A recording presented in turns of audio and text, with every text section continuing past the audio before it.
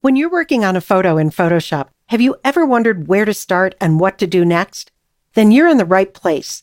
In this short series of Adobe tutorials, we'll walk you through a no-frills, basic photo editing workflow that you can use to make your own photos look their best, even if you're new to Photoshop.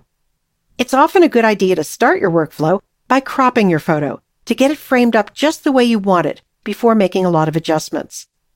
To crop or straighten a photo, select the Crop tool here in the Tools panel. That creates this crop boundary around the entire image. Before you adjust the crop boundary, I suggest you go up to the Options bar and uncheck Delete Cropped Pixels. That way, anything that gets cropped away won't be deleted permanently, so you can change your mind about it after the crop. Now press the Shift key on your keyboard and drag from any of the corners inward. When you hold the Shift key like that, the crop boundary changes, but it maintains the same aspect ratio of width to height as the original photo, which is a good idea if you want the crop to be the same shape as a typical photograph. If you prefer, you can drag any of the edges independently. So that sets the crop boundary. Next, you'll position the photo inside that boundary by clicking inside the boundary and dragging. Now, unless you shoot with a tripod, your photo may need some straightening. One way to fix that is to look for something you think should be straight, like the horizon in this photo.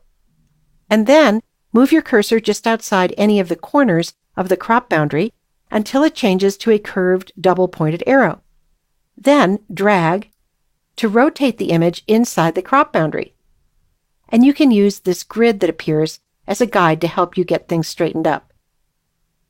To finish up your cropping and straightening, go up to the Options bar and click the check mark, or you can just press Enter or Return on your keyboard. Now let's say that you save the image and you close it and you come back tomorrow. Even then, you could change this crop at any time because you had unchecked Delete Cropped Pixels. Often that's all you'll need to do to crop and straighten a photo, but there are a few other cropping options you may find helpful. Let's switch to another photo to explore those. Another way to straighten a photo is to use the Automatic Straighten option here in the Options bar for the Crop tool. I'm going to select that icon and then come into the image, and I'll click and drag along part of this horizon line to straighten the horizon. And that rotates the photo for me automatically inside the crop boundary. Notice that rotating the photo created some transparent pixels around some of the edges, represented by this checkerboard pattern. If I want to include more in the photo, I can drag any of the edges to include the checkerboard area, and then go up to the Options bar and check Content Aware. And that will cause Photoshop to automatically create content to match the rest of my image. It's really magical. Let's click the check mark and see how it does. One more thing you may find helpful is the ratio menu here on the left side of the Options bar.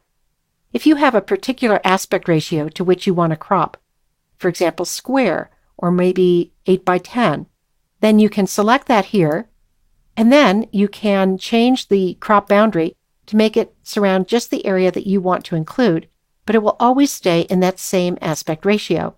If you want to switch from a portrait orientation like this to a landscape orientation, go up to the Options bar and click the double-pointed arrows here, or just press X on your keyboard. And then you can reposition the photo inside the crop boundary as you like it. So that will often be the first step in your photo editing workflow, cropping and straightening your photo to frame it just the way you want it before you go on to make more adjustments.